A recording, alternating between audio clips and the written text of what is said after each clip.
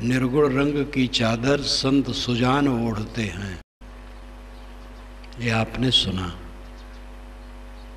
साहब की एक साखी है, सरगुण की कर सेवा, निर्गुण का कर ज्ञान, सरगुण निर्गुण से परे तहाँ हमारा ध्यान। सगुण की सेवा करो, निर्गुण का ज्ञान करो, और ध्यान ये दोनों से ऊपर है। यहाँ सगुण का भी आदर है, निर्गुण का भी आदर है, और सगुण निर्गुण दोनों से ऊपर उठने की बात है।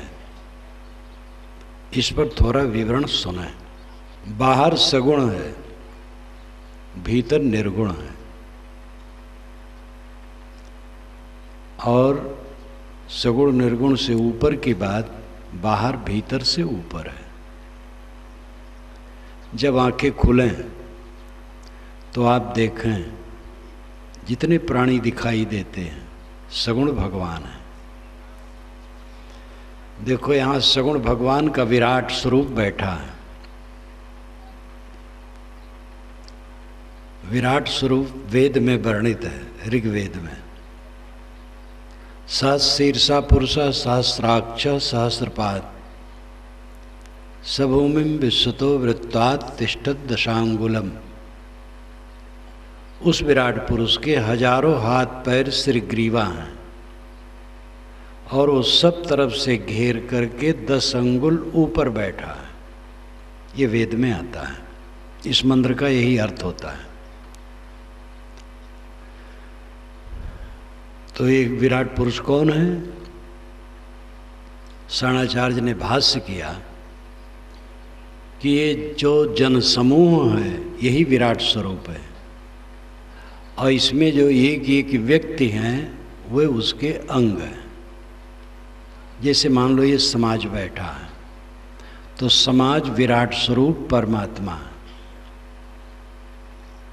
और इसमें जो नर नारी अलग अलग व्यक्तित्व वाले हैं वे उसके अंग हैं।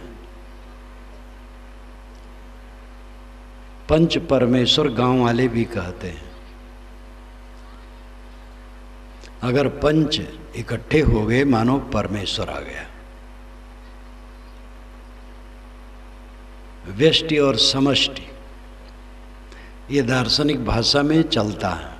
व्यष्टि कहते हैं व्यक्ति को, समष्टि कहते हैं सबकी सामूहिकता को।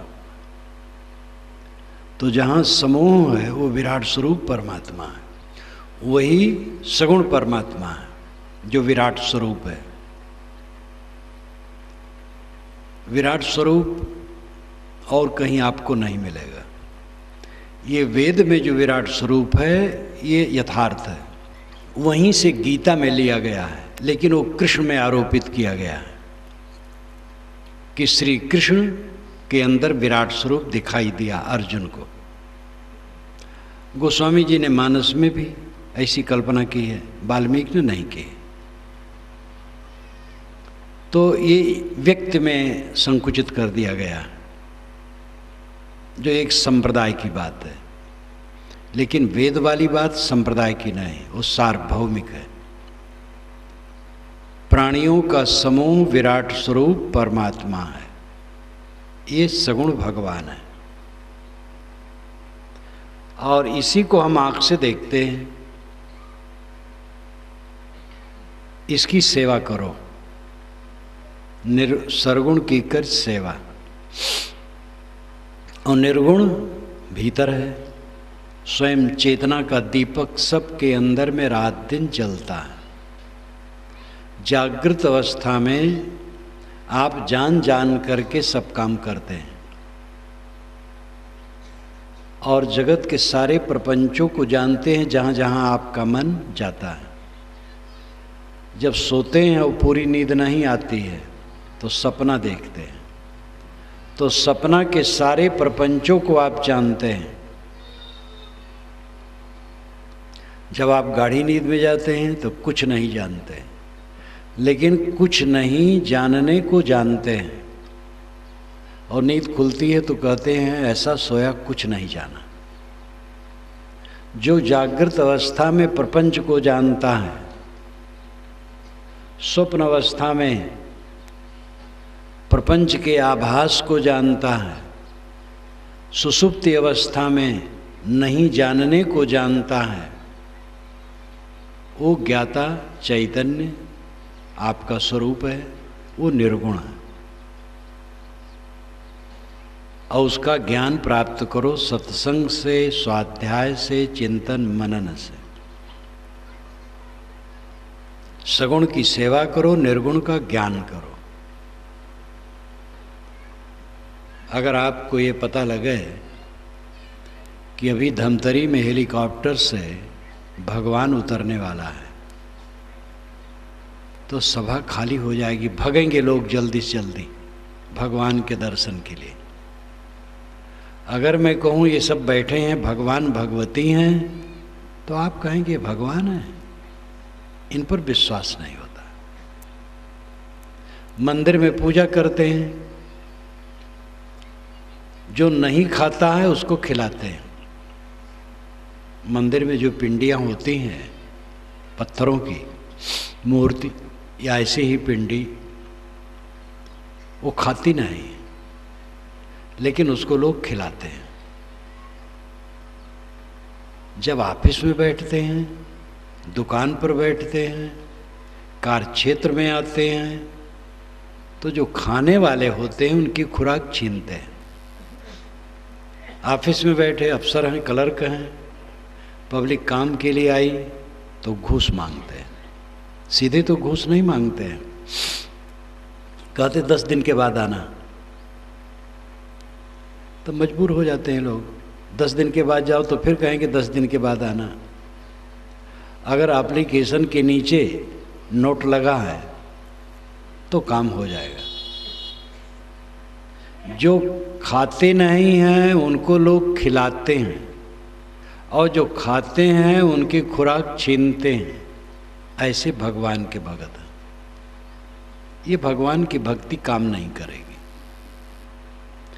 जो खाते हैं उनको खिलाओ, न खिला पाओ तो उनकी खुराक न छीनो। ये सगुण उपासना है।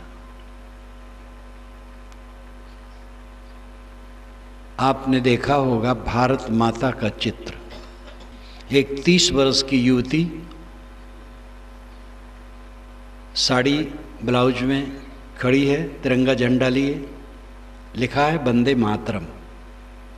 वो भारत माता है।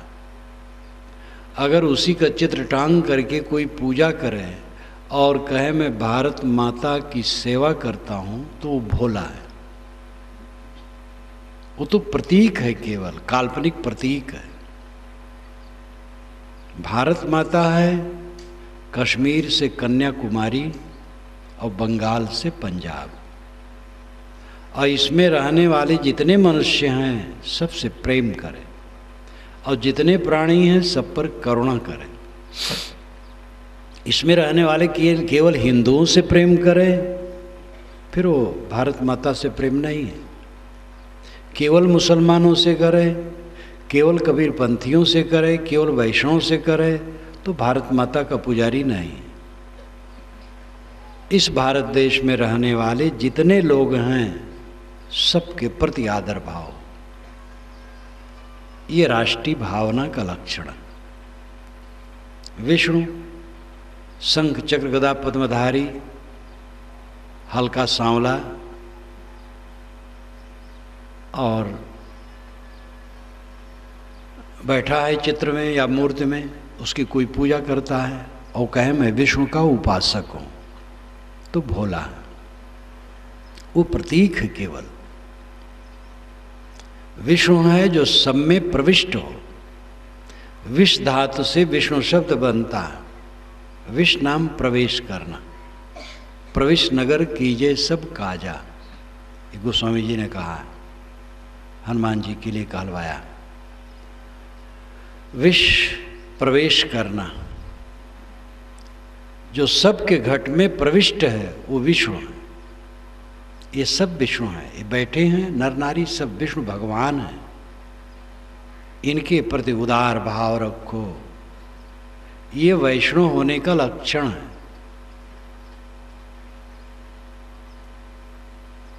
रायपुर में मेरा एक भाषण हुआ था, विष्णु और वैष्णव कौन, वो पुस्तकाकार के रूप में अब आ गया होगा, अभी छप के यहाँ आया नहीं है, छोटा सा है, एक प्रवचन है, विष्णु और वैष्णव कौन। जब वो आएगा आप पढ़िएगा।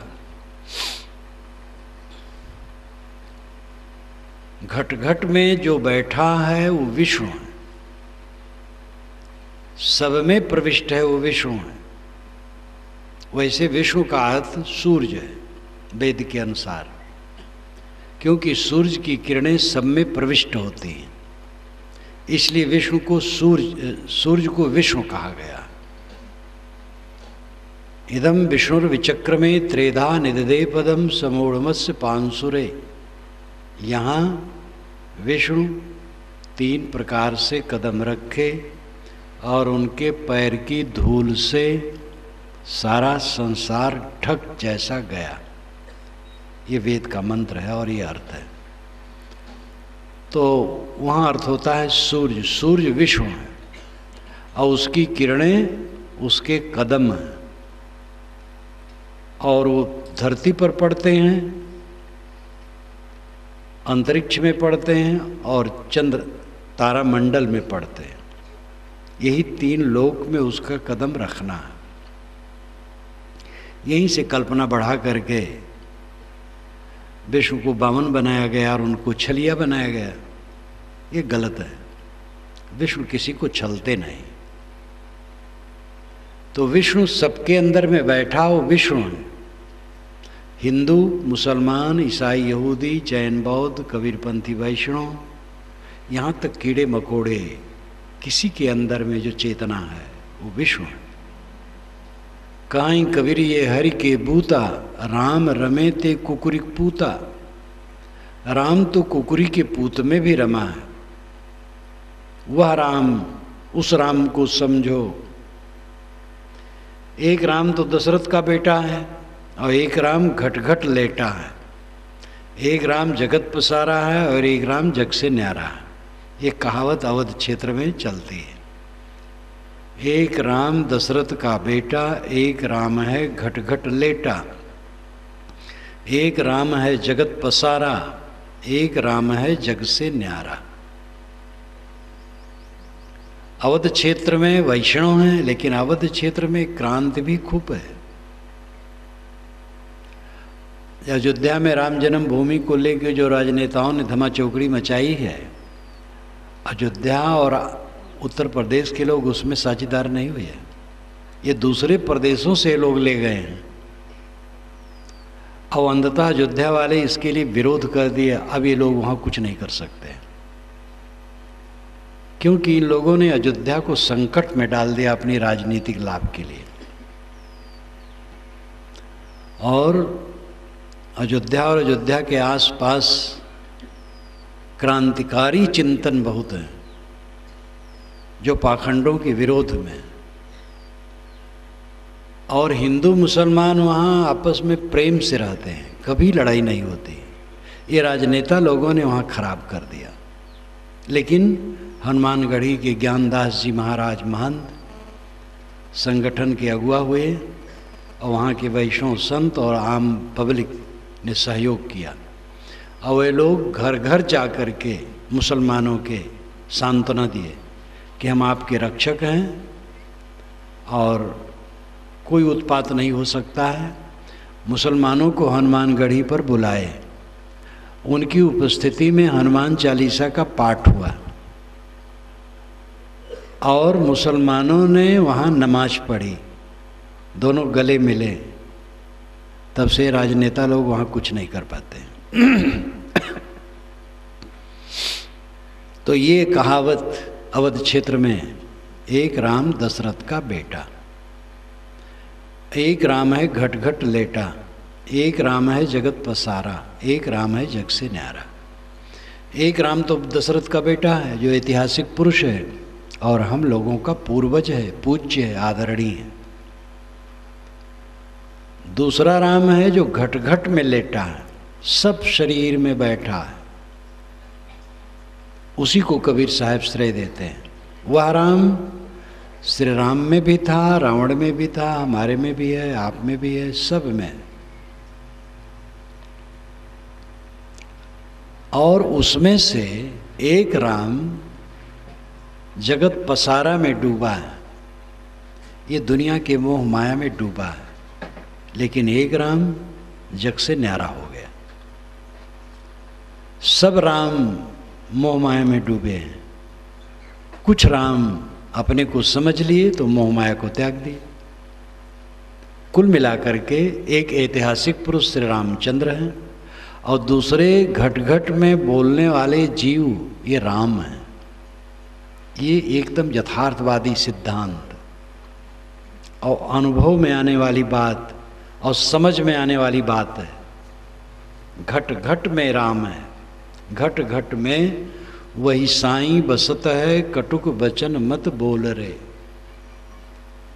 हिंदू ये चाहेंगे कि मुसलमान, ईसाई, यहूदी भी हमारे राम को, कृष्ण को, विष्णु को, शिव को माने, आदर दे। उनकी सब बात न माने लेकिन उनको आदर दे। और हमारे भारतवर्ष में जितने महापुरुष हुए हैं, बुद्ध, महावीर, कबीर, नानक, दयानंद, विवेकानंद, सबको आदर दें। तो आपका भी कर्तव्य है कि आप मोहम्मद, ईसा, दाऊद, कन्फ्यूशियस, उन सब का आदर करें। आप आदर चाहें, अवादर न दें, ये मनुष्यता नहीं है, ये समझ नहीं है। धर्म क्या है? धर्म में व्यापकता होती है। संकुचित हृदय का इंसान अपने पंथ को धर्म मान लेता है, ये मान लेता हमारे संप्रदाय से मोक्ष और स्वर्ग है, दूसरे से नरक है। नरक अगर नहीं माना तो ये मानता है कि दूसरे से स्वर्ग मिल सकता है, मोक्ष नहीं। परंतु ये सब संकुचितता है। पंथ संप्रदाय तो घरौदे हैं, ये बनते और बिगड़ते हैं। धर्म सनातन है। आप देखते हैं जमीन चारों तरफ फैली है, जमीन सनातन है, मेड़े सनातन नहीं है। बंदोबस्त में मेड़े बदल जाती हैं, चकबंदी में मेड़े बदल जाती हैं। कई खेत किसी किसान का एक जगह है, बोरिंग कर लिया उसने और फिर बड़ा बड़ा खेत बनाना चाहा, तो छोटे छोटे खेतों के मेड़ तोड़ करके बड़े बड़े खेत बना लिया, मेड़े टूट गई। सड़कें बनती और मिटती हैं, जमीन वही रहती है। संप्रदाय, पंथ, मजहब बनते और बिगड़ते हैं, धर्म बनता बिगड़ता नहीं। धर्म क्या है? संयम और शील। ये सनातन धर्म है, संयम और शील। अपने पर संयम करो और दूसरे के साथ शील का बर्ताव करो। अपने मन को, वाणी को, इंद्रियों को अपने वश में रखो और दूसरे के साथ करुणा, प्रेम, दया का बर्ताव करो। ये धर्म है, ये सनातन है और इसका अपवाद कोई देश काल नहीं कर सकता है। इस तथ्य को समझने की जरूरत है। सगुण परमात्मा प्राणियों का समूह है और उसमें भेद नहीं है। मजहब वालों ने भेद बहुत बनाया और जब राजनीति मिल गई तो और नष्ट हो गया। जहाँ राजनीति आती है धर्म और खराब हो जाता है। किसी भी महापुरुष को राजनेता भी अपना इष्ट मान सकते हैं, उनके लिए श्रद्धा करें, लेकिन उनको राजनीति का मोहरा न बनाए। जहाँ राजनीति का मोहरा बनाए तहाँ वो विकृत हो जाएगा। श्री राम, जय श्री राम। आज से 50 वर्ष पूर्व कोई कहता जय श्री राम तो भक्ति भावना की सुगंधी आती थी। आज जय श्री राम कोई कहता है तो या तो मजाक लगता है और या तो लगता है बलबा न हो जाए, क्योंकि राजनेताओं ने इसको ले लिया, अपना मोहरा बनाया, अपना हथकंडा बनाया, तो जय श्री राम शब्द प्रदूषित हो गया। तथागत बुद्ध, निर्मल संत, उनको भी लोगों ने राजनीति का मोहरा बनाया, तो उनका चेहरा उन लोगों ने खराब किया। बाबा अम्बेडकर राजनेता थे, उनका नाम ले ठीक है, लेकिन उनके साथ बुद्ध को घसीटें, बुद्ध के प्रति श्रद्धा रखें और अपने आध्यात्मिक साधना के लिए बुद्ध का आदर करें, राजनीति में उनको न लावें। ऐसे श्री राम के प्रति लोग श्रद्धा रखें, भक्ति रखें, उपासना करें, लेकिन उनको राजनीति में न लावें। ऐसे अभी अच्छा है कि कबीर के लिए ऐसा नहीं हुआ है। कोई विद्वान उछल कूद रहे हैं कि कबीर को राजनीतिक मोहरा बनाया जाए, लेकिन शायद है वो अभी संभव नहीं, और न संभव हो तभी अच्छा है। किसी महापुरुष को अगर राजनीति का हथकंडा बनाया गया तो उसका चेहरा खराब हो जाएगा। राजनीति ऐसी प्रदूषित जगह है, छल कपट वहाँ भरा है, और किसी महापुरुष को उसमें लाके खड़ा कर दिया गया तो गलत हुआ। किसी महापुरुष के प्रति राजनेता श्रद्धा कर सकते हैं, उनकी उपासना कर सकते हैं। वो लोग कहते हैं कि राजनीति में धर्म क्यों नहीं होना चाहिए, तो राजनीति में क्या हर जगह धर्म होना चाहिए? वो धर्म है संयमशील, न कि भावुक बना करके लोगों को वर्गलाना और महापुरुषों को प्रदूषित करना। तो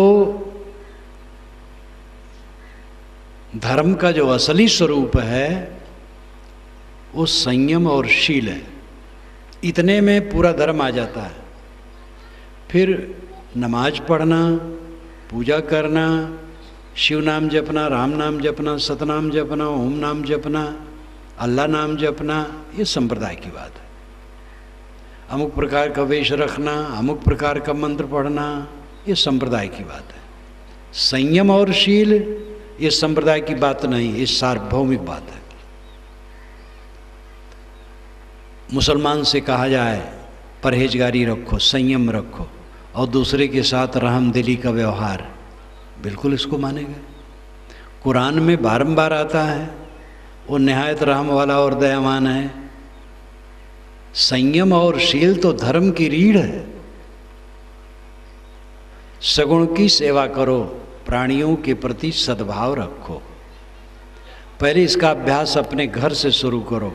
माता पिता, पत्नी, भाई, बच्चे, ननद, भावज, देवरान, जेठान, सास बहू, पिता पुत्र, सभी लोग समताशील से रहें। पड़ोसियों के प्रति आदर भाव, सबके प्रति आदर भाव।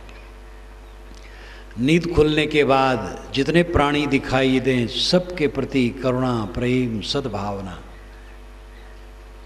ये होना चाहिए। सगुण की सेवा, और इसको व्यापक बनाओ। हिंदू, मुसलमान, ईसाई, यहूदी का भेद कुछ नहीं। कबीरपंथी, वैष्णव, वेदांती, जैनी, बौद्ध का भेद कुछ नहीं। सब मानो मानो, सबके साथ प्रेम।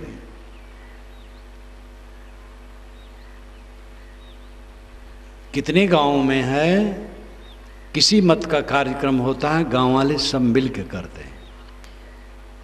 कबीर पंथ का होता है, वैष्णव का होता है, अन्य का होता है, सब मिल के करते हैं। आपस में प्रेम से रहते हैं।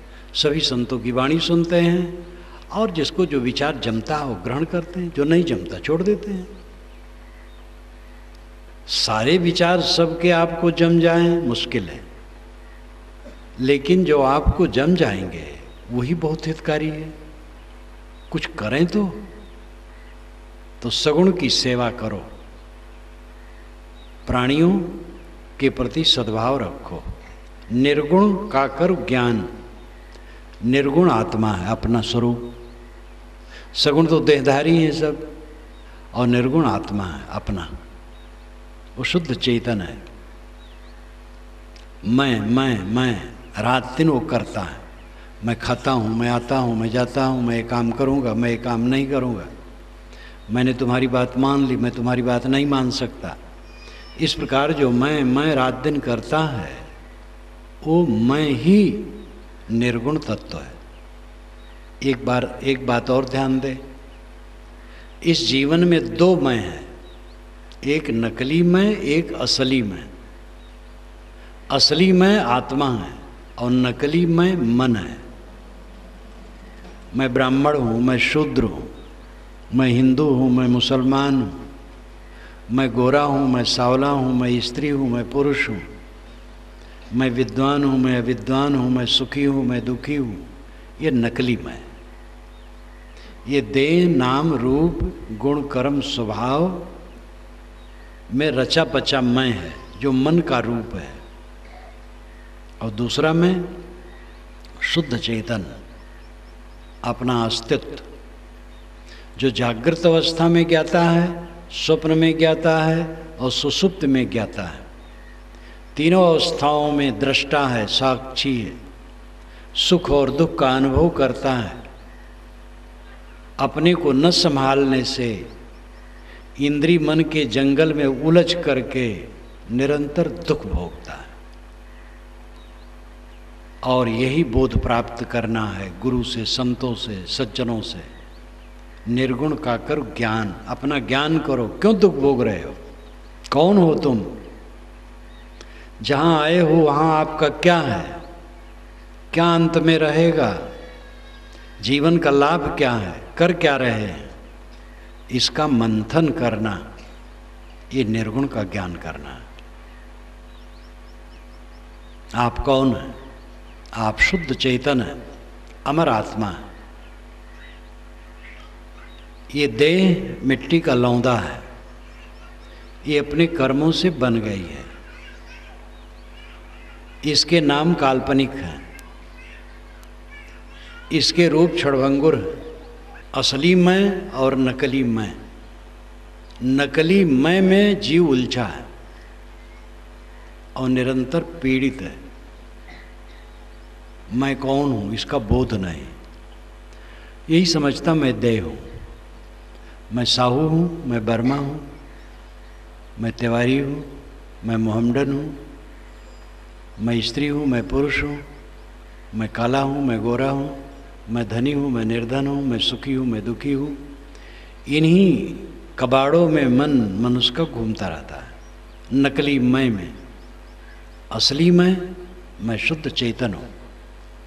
इस प्रकार दो मैं इस जीवन में है, एक असली मैं, एक नकली मैं। सत्संग, स्वाध्याय, चिंतन, मनन द्वारा नकली मैं को हटा दो, असली मैं को समझो। आप अमर आत्मा हैं। जहाँ आए हैं यहाँ आपका कुछ नहीं। एक परदेश है, जन्म लिए हैं, बहुत लोग परिचित हो गए हैं और ममता हो गई है ये मेरे हैं। ये ममता बिल्कुल झूठी है। केवल व्यवहार के लिए ममता रखना अच्छा है, बस व्यवहार निपटाने के लिए ममता ठीक है, लेकिन दृढ़ करके मत मानो कि ये मेरे हैं। अगर मेरे होते तो अचानक इनको छोड़ करके क्यों चले जाते? क्या कोई गूढ़ तत्व है? कौन नहीं समझ सकता है कि जिस परिवार समाज में हम बैठे हैं वहाँ से अचानक उठ के जाना है और जाने के बाद यहाँ से कोई संबंध कभी नहीं रहेगा। ये सब जानते हैं। तो जानने का मतलब क्या हुआ? बीड़ी पीने वाले जानते हैं कि नुकसानदेह, गुटखा खाने वाले, शराब पीने वाले जानते हैं गलत है। तो जानने का मतलब क्या हुआ? खंभा सामने है और खंभा में टकरा करके सिर फोड़ना जानबूझ करके कौन समझदारी है? जहां हम रह रहे हैं वहां हमारा कुछ नहीं है और कोई नहीं है। यही वास्तविकता है। मेरा अपना राम ही है, आत्मा ही है, जो परम प्रीतम है, अंतरतम है। उसी को राम कहो, आत्मा कहो, चेतन कहो, खुदा कहो, गॉड कहो। आपका सत्व है, आपका स्वरूप है, ज्ञान मात्र। उसको न समझ करके देह गेह परिवार और संसार में आसक्त होकर अनेक विकार पैदा करते हैं। काम, क्रोध, लोभ, मोह, द्वेष, ईर्ष्या, चिंता, उद्वेग, अशांत। और इसी यात्रा में तमाम खुराफाती काम करके कुछ लोग तो भयंकर हो जाते हैं। चोरी, हत्या, डाका, धोखेबाजी, अनेक कुकर्म करते हैं, पर स्त्री अपहरण। लेकिन जो इतने भयंकर नहीं होते हैं वही भी मोह माया में डूबे रहते हैं। और एक दिन अचानक सबसे वियोग हो जाता है और कुछ पल्ले नहीं पड़ता। इसलिए निर्गुण का ज्ञान करो। आपका आत्मा निर्गुण है। निर्गुण का मतलब ये नहीं उसमें कोई गुण नहीं है, उसमें सतरजतम प्राकृतिक गुण नहीं है। जो विकारी गुण सतरजतम है प्रकृति के, वो उसमें नहीं, वो निर्मल है, ज्ञान मात्र है। जब इसका ठीक से ज्ञान होगा तब आदमी मोह को छोड़ेगा। मोह छोड़ेगा तो उसका विचार निर्मल होगा। मोह छोड़ने के बाद वो परिवार के साथ अच्छा काम नहीं करेगा, इसी बात नहीं है। जो जितना मोह छोड़ देगा वो उतना अच्छा व्यवहार करेगा, और जो जितना मोही होगा उतना खराब व्यवहार करेगा। महाराज राम के मन में राज्य के लिए मोह नहीं था, इसलिए वनवास की बात सुन करके वे रुके नहीं, तुरंत चल दिए। वाल्मीकि रामायण में आया है कि जब राम सुने कि मेरा 14 वर्ष का वनवास हुआ तो उनको शोक नहीं हुआ। ये राम का रामत्व है। और वो वन चले गए, पिता के साथ, माता के साथ कर्तव्य का पालन किए, माता पिता की आज्ञा है। भाई भरत को राज्य मिले, बहुत बढ़िया है। निर्मोह होने से ये उत्तम काम हुआ। कौरव पांडव दोनों राज्य के मोही थे, तो आपस में कट के मर गए। मोह विकार पैदा करता है, निर्मोहता निर्विकारता लाती है। मोह छोड़ने से व्यवहार खराब नहीं होता है। संत महात्मा भी तो, उनका भी तो परिवार है। आप लोगों का परिवार तो 2, 4, 6, 10, 15, कोई के 10, 20, 30 भी होते हैं, बिरल के। बाकी सबके तो 4, 6, 8, 10। ऐसे संतों का तो बड़ा परिवार होता है, और वे आपस में प्रेम का बर्ताव करते हैं, लेकिन मोह किसी से नहीं करते हैं। ऐसे सीखो, आप भी ऐसे चलो। अपने स्वरूप को, अपने आत्मा को जितना पहचानोगे मोह को घटाओगे। मोह को घटाओगे तो विकार घटेगा। मोही आदमी जब मिठाई लाता है बाजार से तो चुपके से अपनी पत्नी को देता है, माता को नहीं दिखाता है। भय को और भाभी को नहीं देगा, अपनी पत्नी को देगा। और पत्नी बच्चे और अपना मिलके खाएगा। और बहुत लोभी होगा तो पत्नी बच्चे को भी नहीं, अपने खाएगा। जितना मोही होगा उतना संकुचित होगा, और निर्मोही होगा तो मिठाई ला के माता के सामने रख देगा, और माता सबको दे देगी, उसको भी मिल जाएगा। निर्मोही का लक्षण है समता में आ जाना, और मोही का लक्षण है विषमता पैदा करना। मोह कल्याणकारी नहीं है। ममता, शुद्ध ममता व्यवहार के लिए होना चाहिए। अपना मकान माने बिना कोई अपने मकान का प्रबंध नहीं कर सकता है। सभी लोग अपने मकान का प्रबंध करते हैं, दूसरे मकान का नहीं करते हैं। अपने मकान की ममता होती। महात्मा लोग भी अपने मठ और आश्रम और कुटी का प्रबंध करते हैं। तो शुद्ध ममता व्यवहार के लिए जरूरी है। अपना परिवार है 10 लोगों का, उसमें ममता है।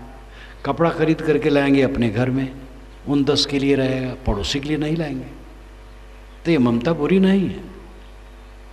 इस ममता के बिना तो काम ही नहीं चलेगा। सब अपना अपना प्रबंध करते हैं। हाँ, ऐसा आदमी अगर दूसरे को फटी हालत में देखेगा, असमर्थ देखेगा और उससे संभव होगा तो उसकी भी कुछ सेवा कर देगा, लेकिन मुख्य रूप में अपने परिवार का प्रबंध करेगा। तो प्रबंध के लिए ममता अच्छी है, लेकिन ज़्यादा ममता करना अज्ञान है, दुख पैदा करना है। जैसे भोजन, संतुलित भोजन करना अमृत ग्रहण करना है, और उसी को ज़्यादा कर लो तो जहर। भोजन करना चाहिए लेकिन ज़्यादा नहीं, संतुलित। ऐसे शुद्ध व्यवहार के लिए ममता ठीक है, ज़्यादा ममता नहीं। किससे ममता की जाए? कौन सा? जब अपना शरीर अपने साथ नहीं है। घर की नारी को कहे तन की नारी जाए। साहब कहते घर की परिवार की नारी कौन कहे, शरीर की नाड़ी खिसक जाएगी। क्या अपना माना जाए? तो ममता व्यवहार के लिए शुद्ध ममता करो, ज़्यादा ममता न करो। हल्की ममता। चलने के लिए बंदोबस्त रखो। चलने के लिए बंदोबस्त कौन करता है? 4 दिन की यात्रा में लोग जाते हैं और महीना भर के पहले सोचते हैं ये रखना है, वो रखना है, वो रखना है। और लंबी यात्रा के लिए किसी ख्याल नहीं है।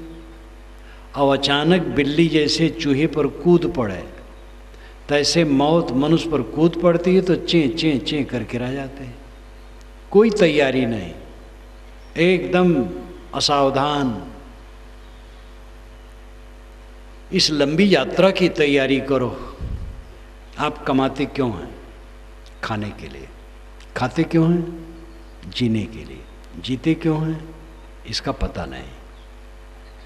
यह क्या जीवन है? जिसके लिए जीते उसका पता ही नहीं है। कमाओ खाने के लिए, खाओ जीने के लिए, और जियो सुख से जीने के लिए। सुख से वह जी सकता है जो अपने मन को वश में रखता है, जो अपनी इंद्रियों पर संयम रखता है, जिसके चित्त में संतोष और शांति है, वो सुख से जीता है। और कोई सुख से नहीं जीता। पैसा बटोर करके कोई सुखी नहीं होता। पैसे का उपयोग है, पैसे की ज़रूरत है। बस पर बैठो, पैसा नहीं होगा कंडक्टर उतार देगा। रास्ता चल रहे भूखे हो गए, जेब में पैसा है, कुछ खरीद के खा लिए। नहीं है तो कहाँ मिलेगा? पैसे का उपयोग है, दुनिया की वस्तुओं का उपयोग है, लेकिन आखिर उसका उपयोग कितना है? उसकी सीमा है। रोटी चाहिए, कितनी रोटी चाहिए? 2 रोटी से 4 रोटी से आपका पेट भर जाता है, और 10,000 रोटियां आपको दे दी जाए तो क्या फायदा है?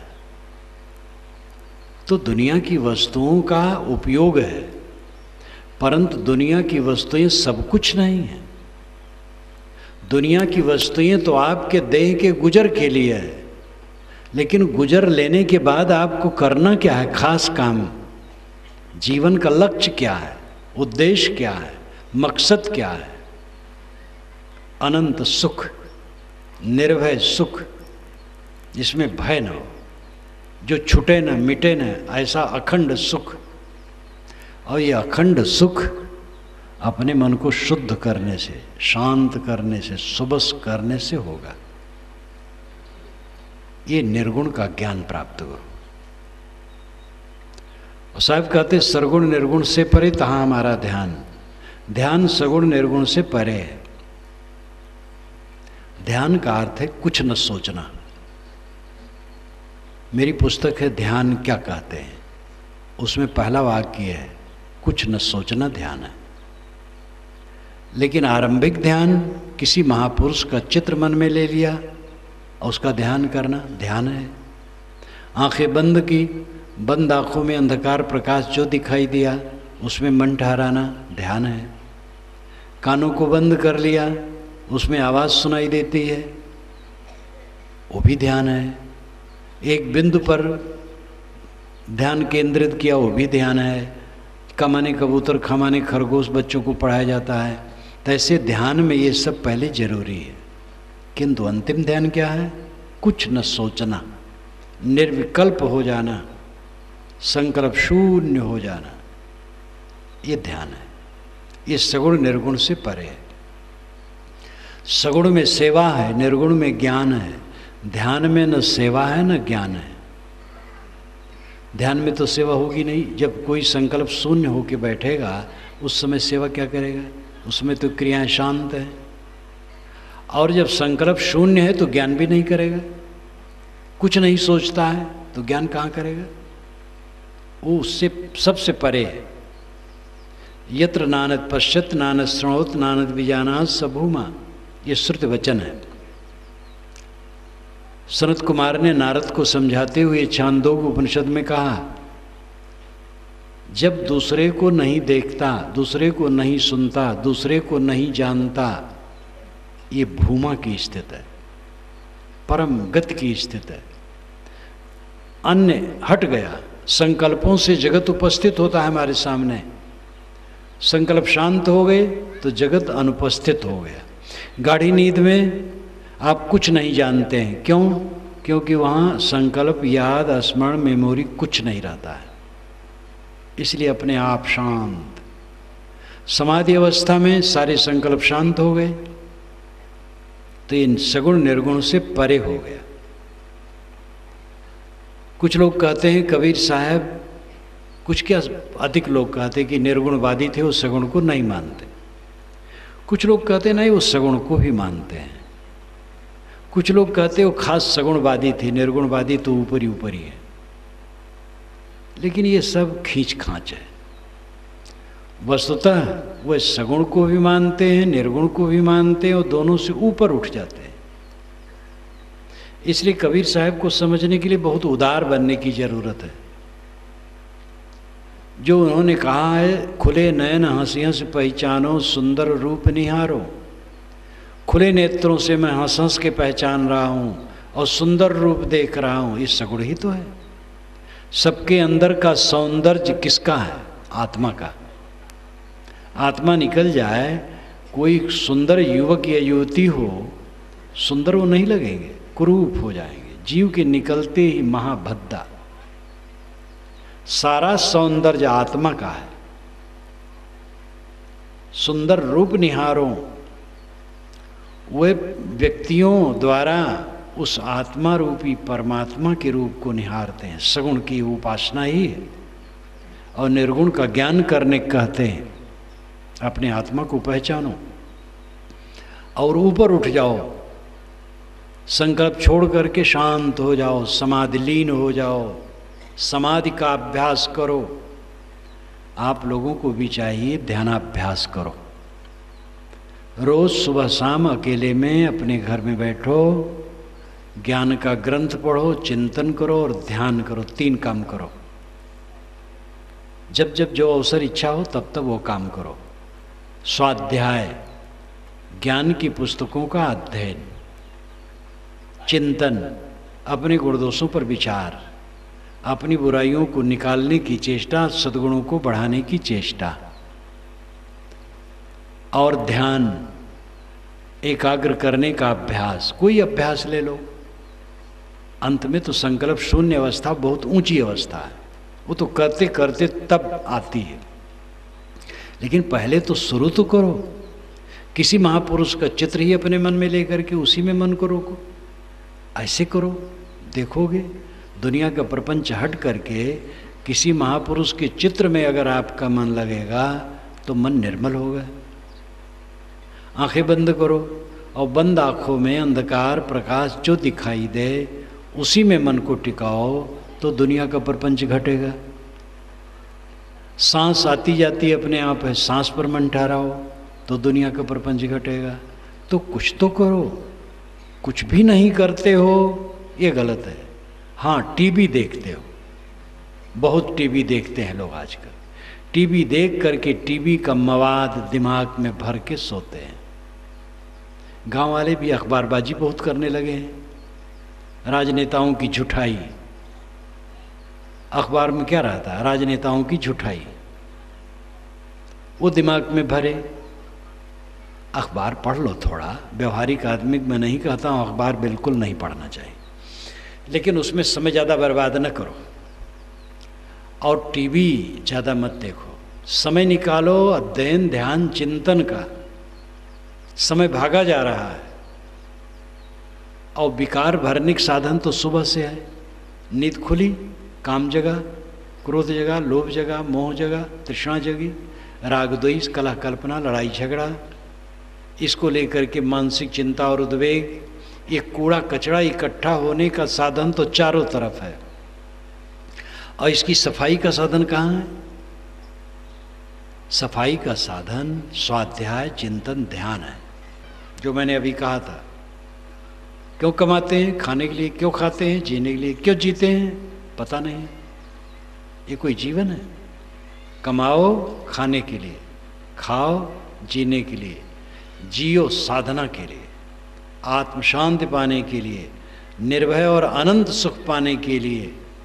ये तभी होगा जब अपने को पहचानो, आत्मा को पहचानो। जो आत्मा को नहीं पहचाना वो परमात्मा को क्यों पहचानेगा? परमात्मा कहीं आत्मा से अलग नहीं बैठा है।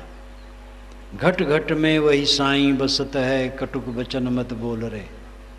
जो घट घट में बैठा है वही परमात्मा है। आत्मा परमात्मा है, इसको समझो। अपने पर संयम करो, दूसरे के साथ शील का व्यवहार करो और साधना पथ में चलो। आपको धन्यवाद देते हुए मैं अपनी वाणी को विराम देता हूँ।